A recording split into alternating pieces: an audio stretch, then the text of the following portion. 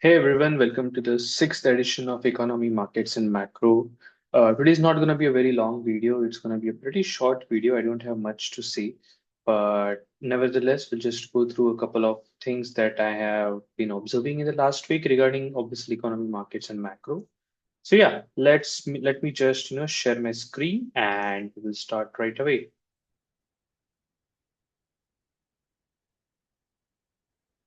Awesome. Yeah, so this is an interesting website that I came across, Marathon Fusion. Now, this is an old news, but this is something that I basically came across. So, Marathon Fusion is a US-based company, and they are working on creating artificial gold.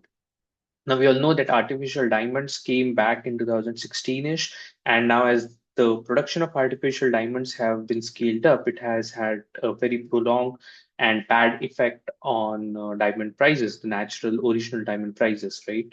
And this company, Marathon Fusion, so to say, is introducing a very new technology to be able to create artificial gold.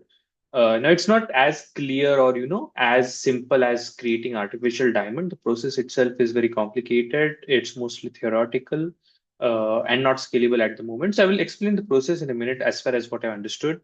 So the way it works is so you have a normal reactor with a nuclear fusion, right? So there are two types of nuclear reactions that we use to produce energy. One is nuclear fission and one is nuclear fusion. So this specifically focuses on nuclear fusion. Most of the nuclear reactors that we have, I think they're nuclear fission, if I'm correct, but this works on fusion. So what happens is in a normal reactor, whenever a nuclear fusion is happening, what it will do is the reactor is lined up with the mercury, which is a mercury which is 198, the mercury 198, uh, and it is the whole reactor is coated lined with this mercury 198 element basically. Sorry, I blanked out on that word, element.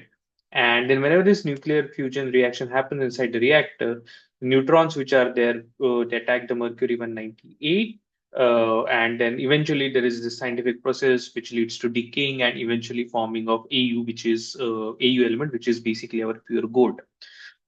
This is what the theoretical process is. But now the problem here is right now there are not many reactors online, fusion reactors online, or any reactor, any fusion reactor, uh, where the cost to create this kind of gold would substantially be lower than what today's price of gold is. For example, if you create a gold using this process, the cost incurred to create such type of gold is substantially higher than what is the today's price of gold, which is around three and a half thousand dollars.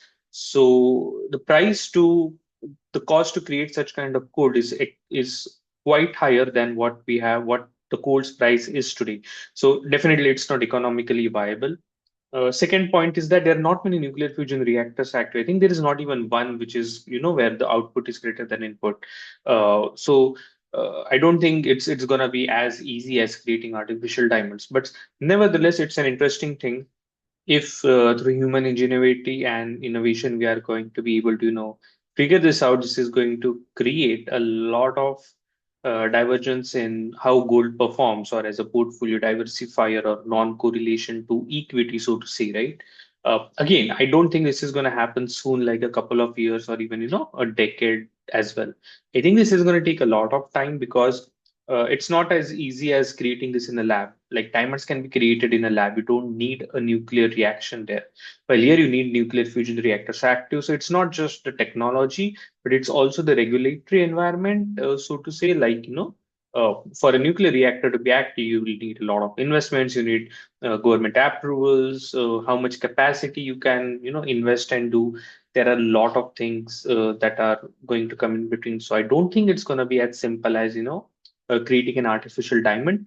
But nevertheless, I think this is a really interesting thing. And if you are able to figure this out, the implications on, gold allocation for portfolio diversification is going to be really interesting. I'm looking forward to see what happens with this.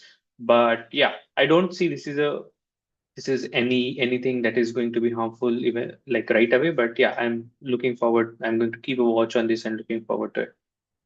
The next thing is this interesting that I came across regarding Zomato.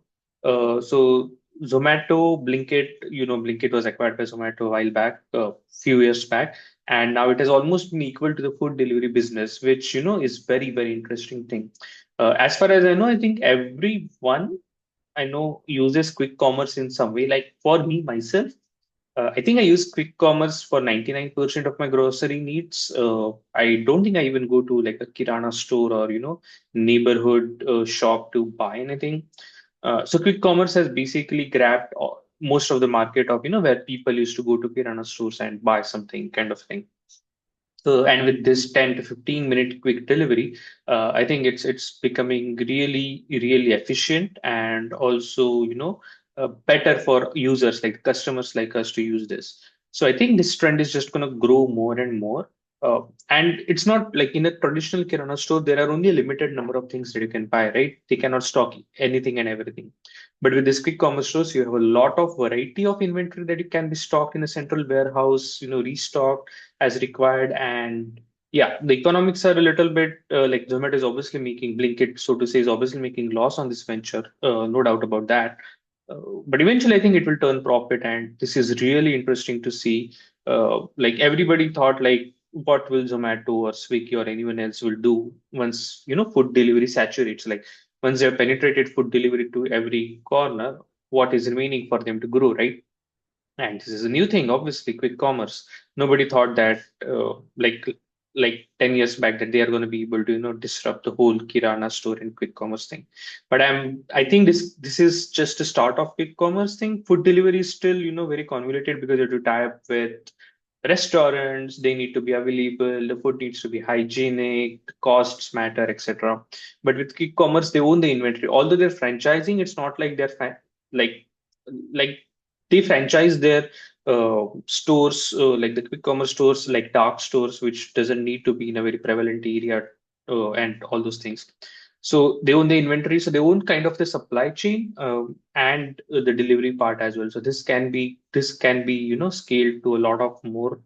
Like I think this can be like 10x of the food delivery business in the next few years. I think so.